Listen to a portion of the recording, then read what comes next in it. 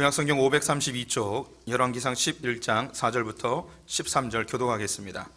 솔로몬의 나이가 많을 때에 그의 여인들이 그의 마음을 돌려 다른 신들을 따르게 하였으므로 왕의 마음이 그의 아버지 다윗의 마음과 같이 아니하여 그의 하나님 여호와 앞에 온전하지 못하였으니 이는 시돈 사람의 여신 아스타롯을 따르고 암몬 사람의 가증한 밀곰을 따름이라. 솔로몬이 여호와의 눈앞에서 악을 행하여 그의 아버지 다윗이 여호와를 온전히 따름같이 따르지 아니하고 모압의 가증한 그모스를 위하여 예루살렘 앞 산당에 산당을 지었고 또 암몬 자손의 가증한 몰록을 위하여 그와 같이 하였으며 그가 또 그의 이방 여인들을 위하여 다 그와 같이 한지라. 그들이 자기의 신들에게 분향하며 제사하였더라. 솔로몬이 마음을 돌려 이스라엘의 하나님 여호와를 떠나므로 여호와께서 그에게 진노하시니라. 여호와께서 일찍이 두 번이나 그에게 나타나시고 이 일에 대하여 명령하사 다른 신을 따르지 말라 하셨으나 그가 여호와의 명령을 지키지 않았으므로 여호와께서 솔로몬에게 말씀하시되 내게 이러한 일이 있었고 또 내가 내 언약과 내가 내게 명령한 법도를 지키지 아니하였으니 내가 반드시 이 나라를 내게서 빼앗아 내 신하에게 주리라. 그러나 내 아버지 다윗을 위하여 내 세대에는 이 일을 행하지 아니하고 내 아들의 손에서 빼앗으려니와 오직 내가 이 나라를 다 빼앗지 아니하고 내 종 다윗과 내가 택한 예루살렘을 위하여 한 지파를 내 아들에게 주리라 하셨더라. 아멘. 오늘도 주님의 보좌 앞으로 나오신 성도님들에게 하나님의 은혜와 평강이 함께 하시기를 축원드립니다. 또 온라인으로 예배드리시는 모든 소풍의 성도님들, 해외에서 또 방송 함께 보시는 성도님들 주님의 이름으로 축복합니다. 오늘 열왕기상 11장 말씀 가지고 함께 은혜 나누도록 하겠습니다. 우리 성도님들에게 그림 하나 보여드릴게요. 커피숍 로고인데요. 어딘지 혹시 아시나요? 네, 예, 맞습니다. 스타벅스입니다. 스타벅스는 전 세계에서 가장 유명한 커피 매장 브랜드인 것 같습니다. 우리나라에서도 가장 판매율이 높은 브랜드인데요. 우리 젊은이들이 유독 이 스타벅스를 더 좋아하는 것 같습니다. 다른 업체들에 비해서 금액이 더 높음에도 불구하고 유독 이곳을 더 많이 찾는 그런 유행과 같은 현상이 한국에 일어나고 있는데요. 얼마나 좋아하는지 제가 1년에 2번 청년부 설교를 하거든요. 성찬 때문에 설교를 하게 됩니다. 지난 6월 달에 코로나임에도 불구하고 열심히 예배를 참여하고 있는 청년들에게 선물을 주고 싶은 마음이 있었습니다. 근데 뭐 재정적 여유가 많지 않기 때문에 이 아이들에게 어떤 선물을 줄까 고민했습니다. 또 비싼 건 줄 수 없잖아요. 그래서 교육자들에게 물어보니까 공통된 의견이 뭐냐면 스타벅스 카드를 주라는 거예요. 이 카드에다가 많이 충전할 필요도 없이 이제 10,000원만 충전하면 된다는 것이죠. 그래서 제가 이 청년들에게 스타벅스 카드 10,000원짜리를 다 나누어 줬습니다. 그랬더니 정말 미친 듯이 좋아하더라고요. 정말 좋아하는 거예요. 사실 우리 성도님들에게 10,000원씩 나눠주면 얼마나 좋아할까요? 성도님들 적어도 한 10만 원이나 100만 원쯤 받으셔야지 기분이 좋을 텐데 10,000원짜리 나눠줘봤자 아유 목사님 쪼잘하네 이런 생각을 하실 텐데 우리 청년들은요 이 10,000원짜리 스타벅스 카드 봤더니 정말 너무너무 좋아하는 거예요. 그래서 이 아이들이 정말 좋아하는구나 이런 것을 실감하게 되었습니다. 한 가지 더 여쭤보면 이 스타벅스 로고에 보면 여자 그림이 하나 있거든요. 이 여자 그림 혹시 뭔지 아시는지요? 이 여자 그림은요 세이렌이라는 그리스 신화에 나오는 마녀 같은 그런 여신입니다. 아주 아름다운 감미로운 목소리로 자기 지역에 있는 해협을 지나가는 배에 노래를 부르면 선원들이 미혹되어져서 물속에 빠져서 지네들이 스스로 죽는 거예요. 그럼 그 시체를 거둬서 자기의 전리품으로 만드는 그런 마녀 같은 그런 이 여신입니다. 이 세이렌에서 나온 단어가 사이렌이라는 단어예요. 그래서 삐삐 그러는 그래서 사람들에게 경각심을 일으키는 그런 단어가 여기에 나오게 되었습니다. 그리스 신화의 이 세이렌에 관련된 얘기들이 몇 가지가 있는데 유명해진 계기는 호머러스라는 사람이 오디세이라는 소설을 썼는데 거기에 오이디푸스가 트로이 전쟁을 마치고 돌아오는 길에 이 세이렌이 있는 해협을 지나가게 됐습니다. 그때 자기의 군병들에게 밀랍으로 귀를 다 막게 하여서 이 노래소리를 못 듣게 한 거죠.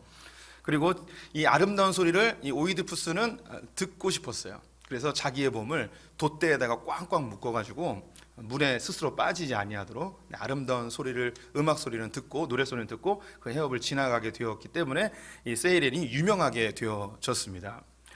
그러면 이 스타벅스에서 왜 이 세이렌을 자신들의 로고로 사용하였는가? 이 세이렌의 노랫소리에 현혹된 모든 사람들이 물속에 빠지듯이 이 스타벅스의 향기와 커피 맛에 지나가는 모든 사람들이 미혹되어져서 자기의 매장으로 들어오라는 그런 메시지로 이 로고를 사용했다고 하더라고요. 그래서 그런지 우리 교회 교육자들은 다 이 스타벅스의 미혹에 빠져서 스타벅스를 너무너무 좋아하는 일이 벌어지고 있습니다. 저는 아직 덜 미혹됐어요. 아직 심지가 견고한 자이기 때문에 아직 많이 미혹되진 않았습니다. 우리는 인생을 살면서 많은 유혹을 받습니다. 유혹이라 하면 내가 마땅히 걸어가야 될 길인데 이 길에서 벗어나서 옳지 않은 길, 좋지 않은 길, 나쁜 길로 가게 되어질 때 이것을 유혹이라고 이야기를 하죠. 세이렌에 의해서 많은 선원들이 미혹되어 물속에 빠져 자기의 생명을 잃었듯이 우리의 삶에는 잘못된 유혹에 빠지며 우리 인생 전체가 망가지는 경우들도 있습니다. 오늘 본문에는 많은 여인들에 의해서 미혹되어져 유혹에 빠져 우상 숭배하는 한 남자가 등장하는데 그 남자의 이름이 바로 솔로몬입니다. 솔로몬은 우리 성도님들이 잘 아시듯이 그리고 지난주에 말씀을 좀 나눴듯이 다윗의 아들로 태어났는데 젊은 나이에 왕위에 올랐습니다. 하지만 젊은 나이임에도 불구하고 하나님이 주신 지혜로 그 어떤 시대보다도 부강한 시대를 누리게 되어졌고 세계에서 가장 지혜로운 왕으로 역사상 기록이 되어져 있습니다. 또 다윗의 유업이었고 하나님의 기쁨이었던 성전을 건축한 왕이 솔로몬이고요. 하나님 이스라엘 백성들이 가나안 땅에 들어갈 때 이스라엘 백성들에게 약속하셨던 땅의 경계가 있어요. 위쪽으로는 유브라테스 강부터 밑으로는 애굽의 변방까지가 가나안 땅의 경계입니다. 이스라엘에게 주어진 땅이죠. 그런데 이스라엘이 이 땅을 한 번도 정복한 적이 없습니다. 온전히 정복한 적이 없는데 솔로몬 때 드디어 하나님이 약속한 그 모든 땅을 정복하는 기업을 이루게 되어지죠. 이렇게 위대하고 칭송받고 부와 영광을 모든 것을 소유했던 이 솔로몬이 오늘 본문을 보니까 하나님께 진노를 받아 하나님께서 그의 나라를 빼앗아 그의 신하에게 주겠다는 그런 선고를 하고 있으십니다. 도대체 이 솔로몬에게 무슨 일이 벌어진 것일까요? 실제로 솔로몬이 죽은 이후에 이스라엘은 남과 북으로 나뉘어지게 되어졌죠. 왜 하나님께서 이런 처참한 역사를 만드셨는가? 그 이유에 대해서 4절에 이렇게 이야기하고 있습니다. 4절을 같이 한번 읽어보겠습니다.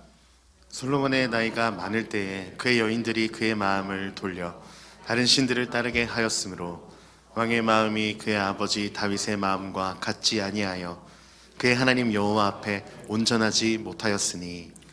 네, 하나님께서 솔로몬에게 진노를 내리시는데 그 이유가 무엇이었냐면 다른 신을 따랐기 때문이라고 합니다. 다른 신을 따랐다는 것은 우상 숭배를 한 것이죠. 그렇다고 해서 이 솔로몬이 하나님을 예배하지 않은 것은 아니었습니다. 성경의 기자는 이렇게 기록하고 있습니다. 온전하지 못하였더라. 온전하지 못했던 거예요. 성전에 가서 예배도 드리고 제물도 드리고 찬송도 하고 손을 높이 들고 하나님께 예배하며 기도도 하였던 솔로몬이지만 그의 마음이 온전히 하나님께 가 있지 않다는 거죠. 이것과 비교되어져서 다윗의 마음과 같이 아니하였다라고 기록하고 있습니다. 다윗은 온전히 하나님을 예배했지만 솔로몬은 온전하지 못하였다는 거예요. 그럼 그 마음은 어디에 가 있었는가? 바로 우상들에게 그 마음이 가 있었다는 것이죠. 연애나 결혼으로 예를 들면 좋을 것 같아요. 우리가 연애하거나 결혼해서 나의 배우자와 나의 남편과 나의 아내, 나의 여자친구와 남자친구와 함께 여행을 갔습니다. 같이 밥을 먹을 수도 있어요. 같이 영화도 볼 수 있고요. 같이 산책도 하고 같이 데이트를 할 수 있습니다. 그런데 육체는 거기에 있고 모든 활동을 같이 하는데 그의 마음이 다른 여자에 가 있거나 다른 남자에 가 있다면 이 껍데기만을 함께하는 이것을 안 그 상대는 너무나 고통스럽고 배신감과 모멸감을 느끼겠죠. 지금 하나님 그런 상태예요. 성전에 와서 열심히 예배하고 제물도 드리고 헌신도 하고 찬송도 하고 노래도 부르고 기도도 하고 예배를 드리는데 그의 마음은 다른 곳에 가 있는 거죠. 하나님께 예배하긴 하였지만 그의 마음이 다른 곳에 가 있었습니다. 오늘 이야기는 조금 어려운 이야기일 수 있는데 우리 성도님들이 자세히 잘 들으시면 충분히 이해할 수 있을 것 같습니다. 솔로몬은 우상 숭배로 인하여서 하나님께 진노를 받았습니다. 이 우상 숭배는 표면적으로 나타난 거예요. 빙산으로 한다면 빙산의 일각인 거죠. 겉으로 보이는 거죠. 그 밑에는 무슨 문제가 있었냐면 마음의 문제가 있었습니다. 이 마음이 하나님께 가 있지 않았기 때문에 우상 숭배를 하고 있는 것이죠. 그래서 이 마음이 미혹되어졌어요. 다른 데로 가 있는 것이죠. 하나님께 가 있지 아니하고 우상들에게 가 있었습니다. 그럼 도대체 그럼 이 솔로몬이 왜 이렇게 우상 숭배를 하게 되었고 그 마음이 우상에게로 가 있는가? 그 이유에 대해서 1절과 3절에 이렇게 이야기하고 있습니다. 같이 읽어보도록 하죠. 솔로몬 왕이 바로의 딸 외에 이방의 많은 여인을 사랑하였으니 곧 모압과 암몬과 에돔과 시돈과 헷 여인이라. 왕은 후궁이 700명이요 첩이 300명이라. 그의 여인들이 왕의 마음을 돌아서게 하였더라. 네, 솔로몬이 우상 숭배를 하게 되었는데 이 우상 숭배는 겉으로 드러난 것이고 더 중요한 건 마음의 문제였습니다. 이 마음을 하나님에게서 우상으로 돌린 자들이 누구였냐면 그의 여인들이었습니다. 많은 여인들이 솔로몬의 마음을 우상에게로 돌리게 되어진 것이죠. 무려 후궁이 700명이었고 첩이 300명이었습니다. 혹시 우리 남자 성도님들 중에 이 솔로몬이 부러운 분이 혹시 있으십니까? 예, 하나도 안 부럽죠. 예. 3명 정도 부러워하시는 것 같아서 약간 걱정이 되긴 하는데, 사실 저에게 이러한 일을 하라고 하면 저는 감당을 못할 것 같아요. 한 자매님도 제가 감당하기 어려운데 1000명을 이름도 잘 모를 것 같아요. 자녀를 낳았는데 누구 아들인지도 알 수 없는 이런 황당한 이 가족의 상황을 받아들이기 참 쉽지 않을 것 같습니다. 근데 고대 사회에서 왕정 국가에 후궁을 드리는 것은 매우 일반적인 일이었죠.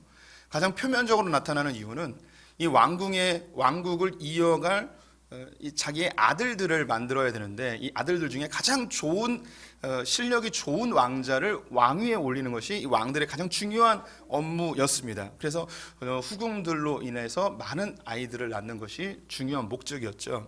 근데 이거보다 더 중요한 목적이 있었는데 그것이 뭐냐면 정치적이고 외교적인 전략적인 결혼이라는 것입니다.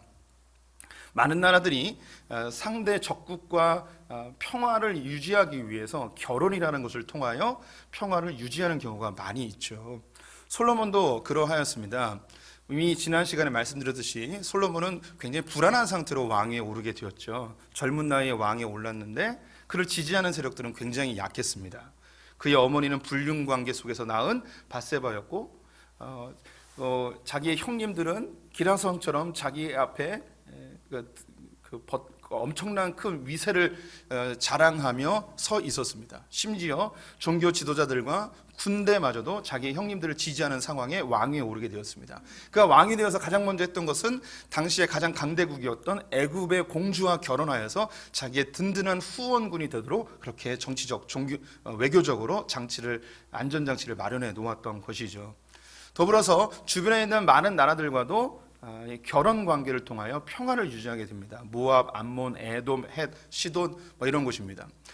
이 솔로몬의 기록을 쭉 살펴보면 신기한 것이 전쟁을 한 번도 안 해요. 그의 아버지 다윗은 곳곳에서 전쟁을 했거든요. 근데 솔로몬은 전쟁을 하지 않았습니다. 전쟁이 분명히 있었을 거예요. 국토를 확장하기 위한 전쟁이 분명히 있었을 것입니다. 그런데 솔로몬은 한 번도 전쟁에 나가지 않았기 때문에 전쟁에 대한 기록이 없습니다. 아마도 이 솔로몬은 평화주의자이지 않았을까 싶습니다. 그 이름 자체가 샬롬에서 나왔어요. 평화라는 뜻이죠. 화평이라는 뜻이에요. 그런 젊은 나이에 왕이 되어져서 다툼을 하거나 싸움을 해서 자기의 왕위를 견고히 하기보다는 평화로운 방법으로 관계를 통해서 결혼이라는 것을 통해서 자기의 왕위를 견고히 하려고 했던 것 같습니다. 그가 많은 후궁을 드렸던 그 중심에 있었던 그 마음이 무엇이냐면 이게 제일 중요한데요. 바로 두려움이라는 것이었습니다. 어떤 두려움이었을까요? 자기의 왕위가 흔들리면 어떡하나? 이 나라가 망하면 어떡하나? 나의 형님들이 나의 자리를 빼앗으면 어떡하나? 주변에 있는 다른 나라들이 이 나라를 공격해서 이 나라가 망하면 어떡하나? 이 두려움이 이 솔로몬의 마음속에 아주 강력하게 내재되어 있습니다. 그래서 이 두려움을 해결하는 방법으로 정치적인 외교적인 정략 결혼으로 많은 후궁들을 얻게 되어진 것이죠. 다시 한번 빙산을 생각해 보시면 겉으로 보기에는 우상 숭배라는 빙산의 일각이 있습니다. 이것 때문에 하나님께서 진노하셨다고 하지만 이 빙산의 일각인 우상 숭배는 진짜 이유가 아니고 그 안에 있는 마음이 문제였습니다. 근데 이 마음을 깊이 들여다보니 그 안에 두려움이라는 게 있었습니다. 두려움. 그리고 또 한 가지, 후궁을 얻는다면 그래도 어느 정도는 인정하겠어요. 700명, 첩이 300명, 숫자가 많아도 너무 많은 거죠. 솔로몬의 마음속에 또 다른 한 가지의 마음이 있었는데 그것이 무엇인가 하면 안정을 추구하는 마음입니다. 안정감이죠. 사람은요, 긴장과 스트레스를 너무너무 싫어합니다. 그래서 빨리 평온한 상태로 가고 싶어하는 욕구가 있어요. 이걸 식물들이나 모든 생명체가 다 갖고 있는데 이걸 항상성이라고 이야기를 해요. 평온한 상태로 돌아가고 싶은 욕구가 우리 안에 강력하게 있습니다. 솔로몬은 젊은 나이에 왕이 되었고 그런 엄청난 정치적인 스트레스와 긴장감 속에 늘 살아가게 되었습니다. 그 긴장감을 어떻게 풀었는가? 오늘 1절에 보면 많은 여인을 사랑하였으니 라고 되어 있습니다. 그런 자기의 긴장감과 스트레스를 무엇으로 풀었냐면 많은 여자를 사랑함으로 풀었던 것이죠. 여기서 이 사랑이라는 것은 단순히 그런 정서적인 사랑이 아니겠죠. 육체적인 쾌락을 추구하며 성적인 쾌락을 통하여서 자기의 스트레스와 긴장감을 풀고 있었던 거예요. 그래서 이 많은 여자들이 필요했던 것이죠. 저는 우리 성도님들에게 매우 중요한 이야기를 하고 있습니다. 솔로몬은 우상숭배 때문에 하나님께 진노를 받아 나라를 빼앗기게 되었는데 사실 우리는 우상숭배와 별 상관이 없는 존재들입니다. 우리 성도님들이 금불상을 집에다 모셔놓은 분들도 아닐 것이고 우리가 금송아지를 만들어서 이것이 하나님이다라고 섬기는 분들도 아닐 것이며 또 이미 오랜 세월 전에 조상을 섬기는 제사의 문화까지도 다 끊어내신 분들이 이 가운데 우리 대부분이 그런 분들이죠. 사실 우리에게 우상숭배는 크게 관심이 없는 분야예요. 그런데 이것은 겉으로 드러난 것 뿐이고 그 내면에는 마음이라는 문제가 있고 그 마음을 깊이 들여다보면 두려움과 안정감이라는 문제가 우리 안에 있다는 거예요. 겉으로 보이는 우상숭배보다 우리 안에 있는 이 두려움과 안정감이 더 큰 문제라는 거죠. 이게 진짜 우상이에요. 진짜 우상. 그래서 이 우상숭배는 두려움과 깊은 연관성이 있고 안정을 추구하는 마음과 깊은 연관성이 있습니다. 그래서 우리 성도님들에게 질문을 해보고 싶어요. 우리 성도님들이 이런 일이 벌어지면 내게 가장 두려운 어떤 것, 이 일이 벌어지면 너무너무 내가 두려운 거예요. 그게 있어요. 그리고 이게 없어지면, 내가 갖고 있는 것 중에 이게 없어지면 너무너무 두려워서 미칠 것 같은 그게 있습니다. 이 두려움은 심지어 하나님이 필요한 이유도 이 두려움 때문이에요. 내가 하나님께 열심히 예배하고 기도하고 하나님께 헌신하는 이유는 이 두려움의 문제를 해결하거나 예방하기 위해서 하나님이 필요한 거죠. 솔로몬이 하나님께 성전을 짓고 열심히 예배했던 이유는 무엇인가? 내 나라가 견고하고 망하지 않는 것, 내 왕위가 폐위되어지고 나라가 망할 것에 대한 두려움이 있었는데 하나님을 이용해서 하나님께 열심히 예배하고 성전을 열심히 짓고 찬송하고 기도하며 하나님께 도우셔서 이 두려움의 문제를 해결해 주고 싶은 거죠.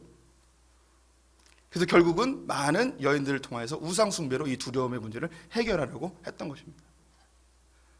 우리의 신앙생활 속에서 자칫 하나님을 섬긴다 이야기하면서 내 마음이 하나님께 있지 아니하고 내 마음이 결국은 내 두려움에 내 마음이 가 있는 경우가 굉장히 많이 있어요. 이 두려움은 우리가 자칫 속을 수 있는 중요한 우상이 되어진다는 것이죠. 또 우리 성도님들은 긴장과 스트레스를 견디기 싫어합니다. 그래서 두 번째 질문인데요. 우리 성도님들이 긴장과 스트레스가 생기면 자연스럽게 내 마음이 흘러가는 방향이 있어요. 그래서 내 마음이 흘러가서 머무르는 곳이 있습니다. 이곳에 가야지 내 스트레스와 긴장감이 풀리고 어떤 행위를 해야지 이 긴장과 스트레스가 해소되어지는 그 어떤 것이 있어요. 이것이 내 삶의 가장 중요한 우상의 자리에 놓여 있는 그 어떤 것일 수 있습니다. 우리 성도님들에게 가장 두려운 게 무엇입니까? 성도님들의 삶에서 이게 사라지면, 이 일이 벌어지면 너무너무 두려운 것, 그게 무엇입니까?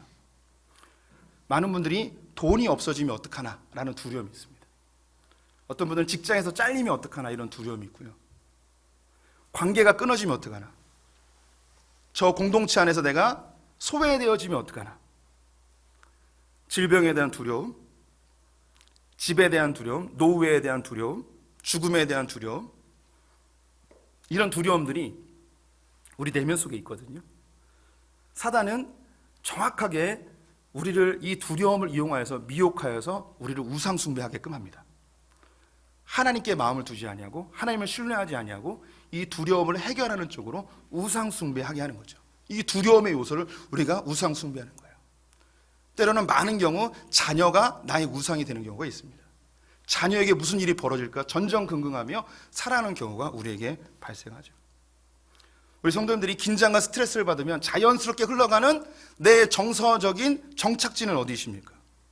솔로몬은 육체적인 쾌락, 성적 쾌락으로 자기의 긴장과 스트레스를 해결하고 있었는데 많은 남성들이 자기의 정서적인 긴장과 스트레스를 성적인 쾌락으로 혹은 음란함으로 해결하는 경우가 굉장히 많이 있습니다.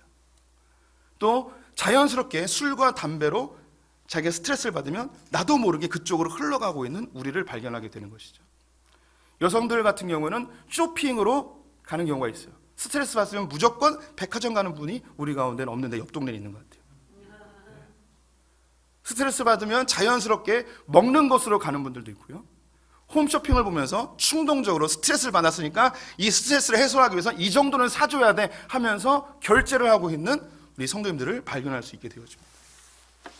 자기도 모르는 사이에 긴장과 스트레스를 해결하기 위해서 무의식적으로 아주 본능적으로 흘러가고 있는 어떤 시궁창과 같은, 다른 사람들에게 전혀 공개할 수 없고 들키면 너무나 수치스러운 어떤 것으로 나의 마음과 나의 육신이 그곳에 머물러 있다면 그것은 분명히 우상숭배의 자리가 되어지는 것이죠. 도박으로 흘러가는 사람들도 있습니다. 사람들에게 큰 상처와 아픔을 주는 그런 악한 습성으로 가는 사람들도 있습니다. 그럼 솔로몬이 이 마음속의 두려움과 안정감을 추구하는 그 욕구로 결국은 우상숭배를 하게 되는데 그 결과는 어떻게 되었는가? 9절부터 11절 말씀을 같이 보도록 하겠습니다. 솔로몬이 마음을 돌려 이스라엘의 하나님 여호와를 떠남으로 여호와께서 그에게 진노하시니라. 여호와께서 일찍이 2번이나 그에게 나타나시고 이 일에 대하여 명령하사 다른 신을 따르지 말라 하셨으나 그가 여호와의 명령을 지키지 않았으므로 여호와께서 솔로몬에게 말씀하시되 내게 이러한 일이 있었고 또 내가 내 언약과 내가 내게 명령한 법도를 지키지 아니하였으니 내가 반드시 이 나라를 내게서 빼앗아 내 신하에게 주리라. 솔로몬이 우상 숭배를 하고 그 마음이 하나님께로부터 다른 신에게로 향하여 그 결과는 자기의 나라를 하나님께서 빼앗아서 그의 신하에게 주겠다는 것이었습니다. 우리는 이미 솔로몬이 무엇을 가장 두려워하는지 알게 되었습니다. 자기의 왕위가 폐위되어지고 나라가 없어지는 것에 대한 가장 큰 두려움을 갖고 있었죠. 그래서 이방의 여인들과 정략 결혼을 통하여서 정치적 안정을 추구하였고 그 여인들의 마음이 상하지 않게 하기 위해서 우상 숭배를 하고 산당을 짓고 그들과 함께 우상을 숭배하며 그렇게 지내왔었는데 하나님께서 지금 무엇을 하고 있는가? 솔로몬이 가장 두려워하고 있는 그 일을 발생시켜 버린 거예요. 이미 하나님이 2차례나 솔로몬에게 꿈으로 나타나셔서 경고하셨음에도 불구하고 솔로몬은 돌이키지 않고 우상 숭배를 계속함으로 인하여서 하나님의 진노를 받게 되었는데 그 진노가 무엇이었는가? 솔로몬이 가장 두려워하고 있는 그 일이 벌어지게 된 것이죠. 우리 성도들 중에 사업을 하시는 분들이 많이 계십니다. 자영업을 하시는 분들이 많이 계시죠. 늘 긴장 속에 사실 거예요. 늘 두려움 속에 살죠. 사업이 망하면 안 되고 앞으로 어떻게 될까 늘 두려워하는 마음이 우리 가운데 있습니다.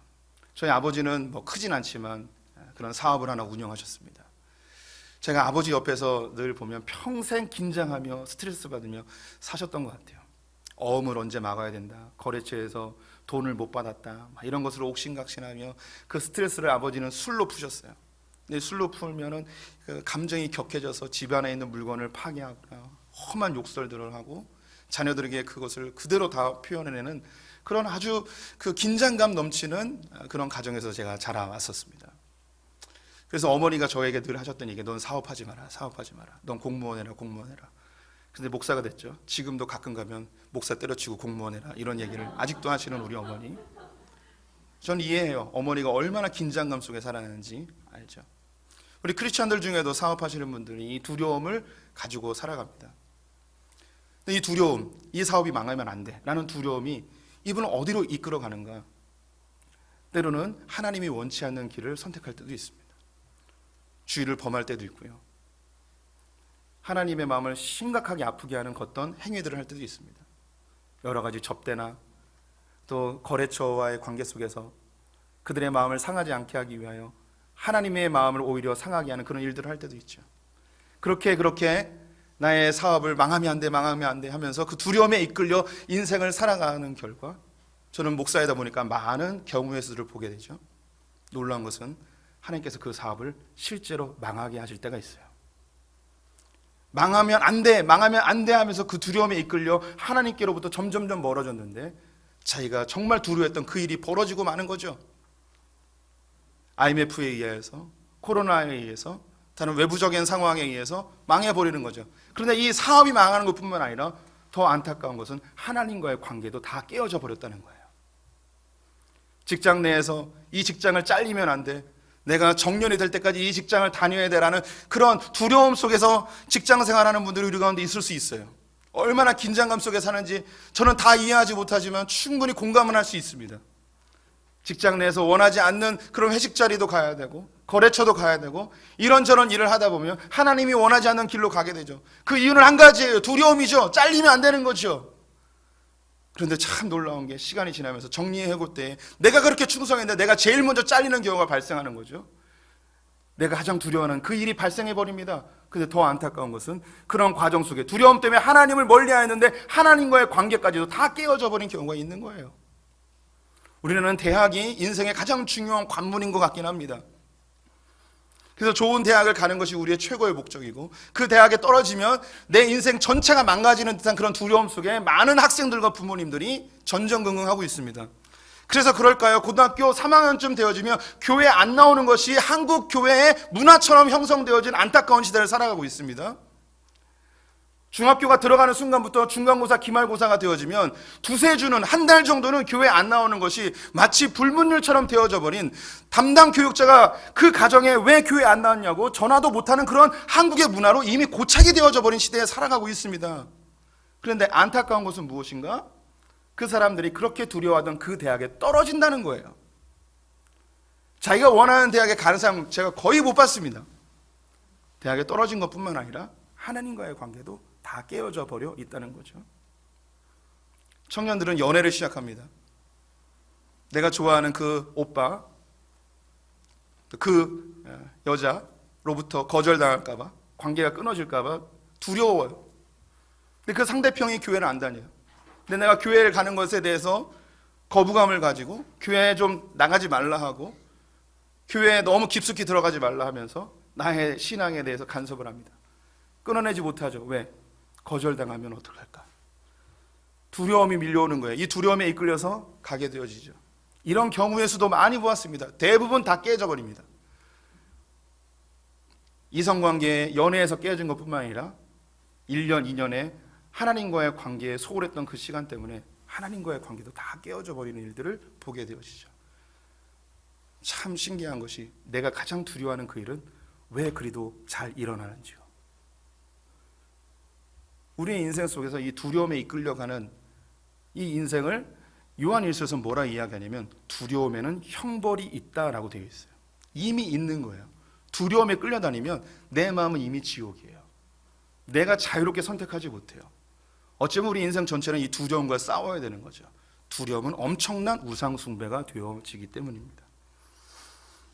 솔로몬은 이렇게 하나님 앞에 징계를 받게 되는데 감사한 것은 하나님께서는 솔로몬에게 긍휼을 잃지 않으셨다는 거예요. 하나님께서 솔로몬에게 은혜를 베푸십니다. 그 은혜의 장면이 12절과 13절에 있는데요. 같이 읽어보겠습니다. 그러나 내 아버지 다윗을 위하여 내 세대는 이 일을 행하지 아니하고 내 아들의 손에서 빼앗으려니와 오직 내가 이 나라를 다 빼앗지 아니하고 내 종 다윗과 내가 택한 예루살렘을 위하여 한 지파를 내 아들에게 주리라 하셨더라. 하나님께서 솔로몬에게 긍휼을 베푸시는데 솔로몬이 살아있는 동안에는 나라가 갈려지지 않겠다는 거예요. 솔로몬이 죽은 다음에 솔로몬의 아들 때에 그 일이 벌어진다는 것이죠. 하나님께서 솔로몬에게 그 아픔을 경험하지 못하도록 긍휼을 베푸세요. 그 이유를 설명하고 있는데 내 아버지 다윗을 위하여 라고 되어 있습니다. 아버지 때에 흘린 눈물과 기도의 신앙의 유산이 그의 자녀 때에 솔로몬을 지키고 보호하고 있는 거죠. 믿음의 유산이에요. 우리 성도님들, 저는 이 믿음의 유산을 믿습니다. 성경에 보면 그 당대에 큰 범죄를 저질렀음에도 불구하고 하나님이 긍휼을 베푸시는 때가 있어요. 하나님으로부터 멀리 떠났는데 하나님이 추적하여 가셔서 데려오시는데 그게 부모님들의 믿음의 유산 때문인 경우가 많이 있어요. 저 역시 할머님의 그 눈물의 기도로 제가 이 자리까지 왔음을 기회만 되면 제가 말씀드리죠. 우리 성도님들 중에서도 부모님이나 조부모님들의 그 신앙의 유산으로 이 자리까지 오신 분들 우리 가운데 많이 계십니다. 살면 살수록 그 믿음의 유산의 위력을 더 많이 느끼게 되어지죠. 그러면 이제는 우리가 뭐 해야 되겠습니까? 이 신앙의 유산을 물려주기 위한 애씀과 수고와 눈물이 필요한 거예요. 우리 어머님, 아버님들, 할아버지, 할머니들 배움도 없이 초등학교도 못 나왔지만 성경도 뜨문뜨문 읽으시는 그분들이 그냥 가진 것 없어서 하나님만 의지하고 주님, 내 자식, 내 손자 들어와도 복을 받고 나가도 복을 받고 머리가 될지언정 꼬리가 되지 아니하고 마치 매일 새벽마다 주문처럼 외우시는 그 기도 소리가 하나님께서 어여삐 보셔서 우리에게 지금 이런 풍요로운 복을 주신다고 저는 확신을 합니다. 우리 성도님들도 우리의 자녀들과 우리의 후손들에게 이 믿음의 유산을 물려주기 위한 수고를 멈추지 마시기를 주님의 이름으로 간절히 부탁을 드립니다. 솔로몬을 하나님께서 긍휼히 여기셨던 중요한 이유가 또 한 가지가 나오는데 그 아버지의 믿음의 유산뿐만 아니라 더 강력한 것은 무엇이냐면 언약이라는 겁니다. 언약. 하나님이 다윗을 위하여 그리고 내가 택한 예루살렘을 위하여서 이 일을 너의 당대는 일어나지 않게 하겠다. 하나님이 다윗과 하였던 언약이 있고 예루살렘에 세워질 성전을 향한 언약이 있었습니다. 다윗의 언약이라 함은 다윗의 후손을 통하여서 메시아가 태어날 것이라는 거예요. 또한 성전의 언약이라 하면 이 성전에서 예수 그리스도 메시아가 피 흘려 죽으심으로 모든 인류가 구원받는 하나님을 만나게 되어지는 그곳이 되어진다는 거죠. 성전을 통하여서 하나님을 만나듯이 성전 대신 예수 그리스도를 통해서 하나님을 만나게 되어지는 이 언약이 이루어져야 되기 때문에 한 지파는 반드시 이 예루살렘을 소유할 수 있도록 해주겠다는 거죠. 그래서 솔로몬이 죽은 이후에 유다와 베냐민의 일부 사람들이 예루살렘을 중심으로 남유다가 형성되어지고 나머지 지파들은 북쪽 이스라엘이 되어집니다. 그리고 이 남유다에서 예수 그리스도가 탄생하게 되고 예루살렘에서 십자가에 못 박혀 죽으신 주님 때문에 우리는 그 성전 대신 예수 그리스도를 통해서 하나님을 만날 수 있는 은혜를 얻게 되어졌습니다. 솔로몬이 잘해서가 아니었어요. 솔로몬이 하나님 앞에 그 어떤 행위도 하지 않았습니다. 오히려 하나님의 마음을 아프게 하는 진노의 대상자였지만 그 언약 때문에 하나님께서 솔로몬에게 다시 기회를 주시죠. 솔로몬이 하나님 앞에 2번이나 꿈으로 계시를 받았음에도 불구하고 그 길을 돌이키지 않았습니다. 어쩌면 오늘 이 시간이 우리 성도님들에게 하나님께 주시는 메시지의 시간이 될 수도 있습니다. 두려움 때문에 하나님과 멀어져서 죄의 자리에 있으십니까? 하나님께서 우리를 부르십니다. 혹시 나의 이 긴장감과 스트레스를 해결하기 위해서 좋지 않은 습관의 자리에 머물러 계십니까?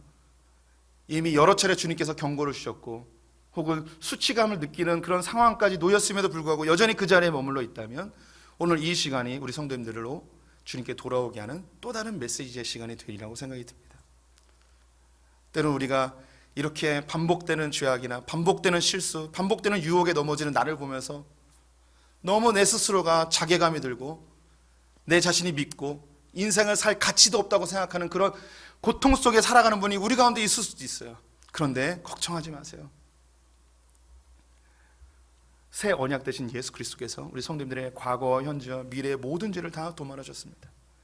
심지어 사랑하는 자 곧 그 뜻대로 부르심을 입은 자들에게는 모든 것이 합력하여 선으로 바꾸시는 하나님의 놀라운 섭리가 우리 성도님들의 삶 가운데 역사하고 있다는 것이에요. 중요한 건 무엇이냐면 그 마음을 다시 주님께로 돌이키는 거예요. 돌이켰다가 또 다시 쓰러지기도 합니다. 괜찮아요.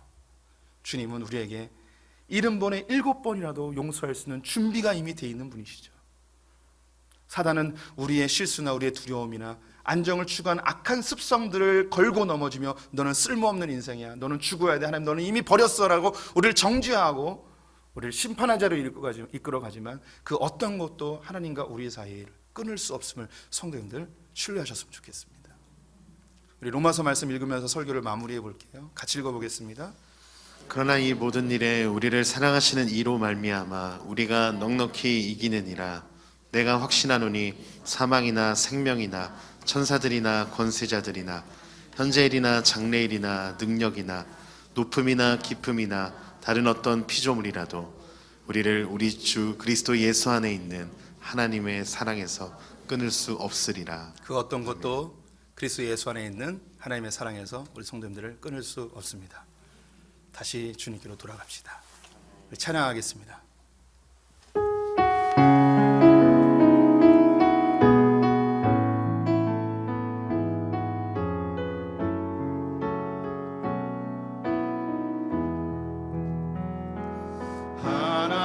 하나님은 너를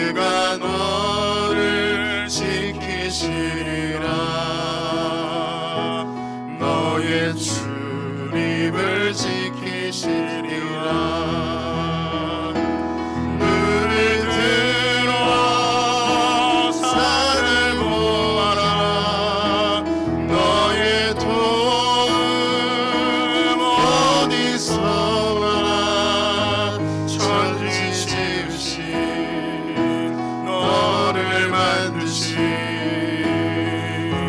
여호와께로다. 눈을 들어 산을 보아라. 눈을 들어 산을 보아라. 너의 도움은 어디서 오나. 천지 지으신 너를 만드신 여호와께로다.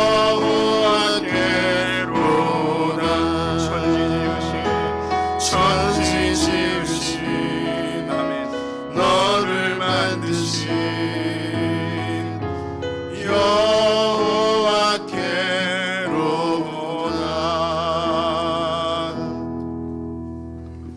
하나님, 우리는 두려움에 이끌려 잘못된 선택과 어리석은 결정을 하는 미련한 존재임을 고백합니다.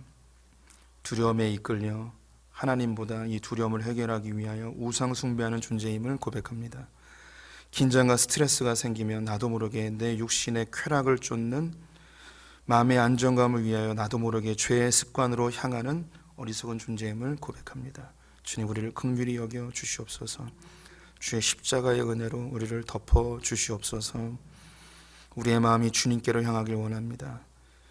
세상의 통치자이고 역사의 주관자이시며 우리를 창조하시고 우리를 만드신 주님께서 우리에게 혹 어려운 상황과 사망의 음침한 골짜기로 다니게 할지라도 결국은 하나님께서 가장 좋은 것으로 주신다는 그 하나님을 신뢰하는 믿음을 우리에게 허락하여 주시옵소서. 우리에게 부족하고 불편한 것은 개선해 나가되 두려움에 휘말려 염려와 근심으로 인생을 낭비하는 자들 되지 않길 간절히 소망합니다. 지금은 우리 주 예수 그리스도의 은혜와 하나님 아버지의 무한하신 사랑과 성령의 교통하심이 두려움과 안정감을 추구하는 우리의 죄성을 주님 십자가에 못 박아버리고 우리의 인생의 주관자이시며 통치자이신 주님을 신뢰하기 결정한 소풍의 모든 성도들 가운데 우리의 자녀들과 북에 있는 형제자매들 열방의 선교사님들 위해 지금부터 영원토록 함께 계실지어다. 아멘.